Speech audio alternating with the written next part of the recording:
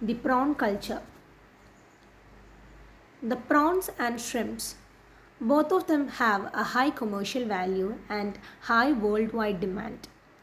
Both of them are a rich source of foreign exchange too. The term prawn is usually used to refer the freshwater forms, and the term shrimp is commonly used to refer the marine species. Presently, 30% of the shrimps exported from India is from the culture system. There is more than 40 species in the Indian harbour, and all of them have a wide range of demand and high economical importance. When we go through some important species, the first one among them is Macrobranchium rosenbergi, which is commonly known as the giant river prawn. It is one of the biggest freshwater prawn in the world. It is found throughout the tropic and subtropic area of the Indo-Pacific region. It is a freshwater form. It will grow up to a maximum size of 32 centimeter and weight of 20 grams. In culture system, males grow up to 25 centimeter and female is up to 15 centimeter. The river prawn is cultivated for a period of 5 to 6 months. It is an omnivorous species. The next one is the Penaeus monodas. It is commonly known as the tiger prawn. It is a marine form and it is one of the most important and fast growing commercial prawn species. It have a reddish or a brownish colored body and which is having a thick black lines, so it is known as tiger prawn. The next kind is the Penaeus indicus. It is commonly known as the Indian white prawn. It have a maximum length of 23 centimeter and a weight of 150 grams. It have a pale white or a yellowish coloration on its body. The culture period is about 3 to 4 months. The next one is the Penaeus merguensis, which is commonly known as the banana prawn. It reaches almost 24 centimeter of length. It comes from the coastal areas with the muddy bottoms. Sometimes it gets confused with the Penaeus indicus. The next one is the Penaeus semisulcatus. It is commonly known as the green tiger prawn. It have a pale brown body which sometimes shows a greenish tint.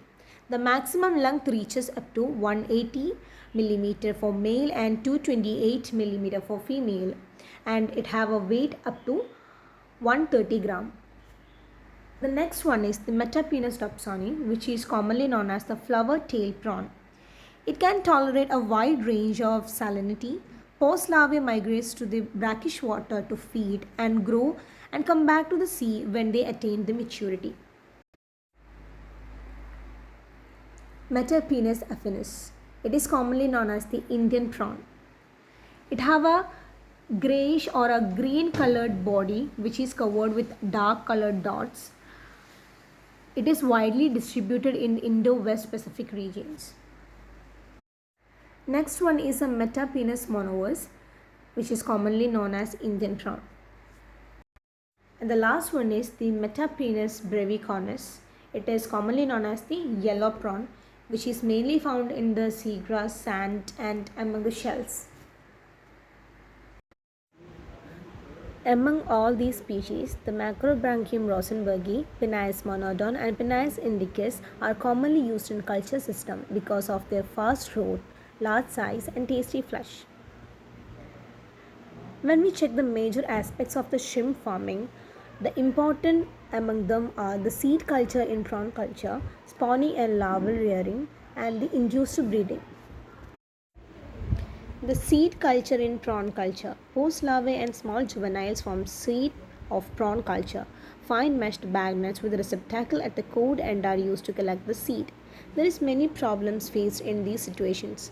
The most important among them is there will be a lack of seed collection, and another thing is sometimes the collected seeds may that of the predator fishes or that of the shrimps or the larvae can be slow growing.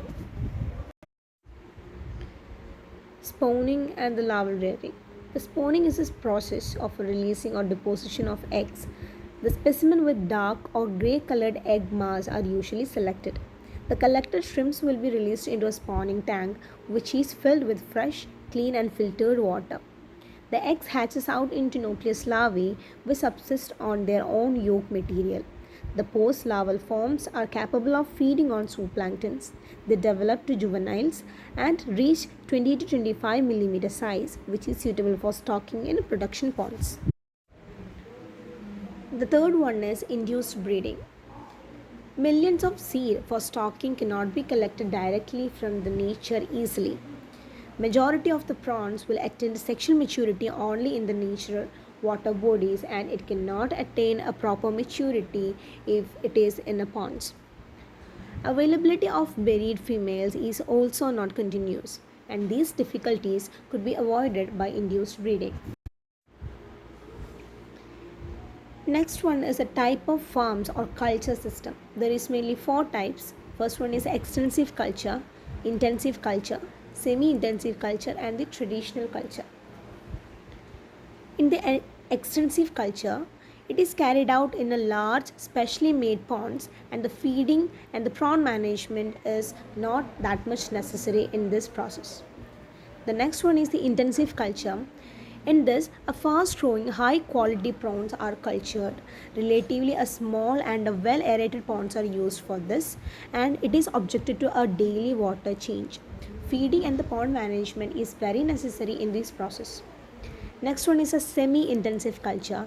In this, the prawn is stocked in a high density in a small pond. Changing of the water and the pond management is necessary in this process. The next one is the traditional prawn culture in the rice field. It is very relevant and very prevalent in Kerala, and it is called the prawn filtration. In this method, the prawn seed that comes along with the tidal water flow is collected in the rice field, and such rice fields which is used to collect the seed is known as the Pokali rice field. The next kind is the traditional culture in berries. During high tide, water along with the prawn and the fish seed is allowed to enter the berries. Inverted V or W shaped screens are fixed at the gates in such a way that they allow the entry of shrimps during high tide and prevent their escape during low tide. The next one is the modernized culture in the pond and tanks.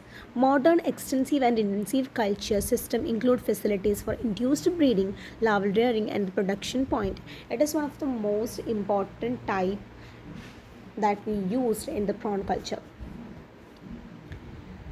The next important one is the culture management. In this, limiting should be done at the rate of 1000 kg per hectare depending on the nature of the pond bottom. Juvenile streams are stopped in culture ponds after proper acclimatization. Supplementary feeding is essential in shrimp farming. It is performed up to 5 times daily. In the culture pond the water in the culture pond should be with a pH value of 7.0 to 8.5. Manuring and the management of the pond is necessary in this management. The last one is the harvesting of the prawn, and the prawn are mostly active during the full moon and the new moon days, and also shortly after sunset and just before the sunrise. The full moon is regarded as the best time for the harvesting of prawn, and non-drainable ponds, casts, nets, seine nets are used for the harvesting of the prawn.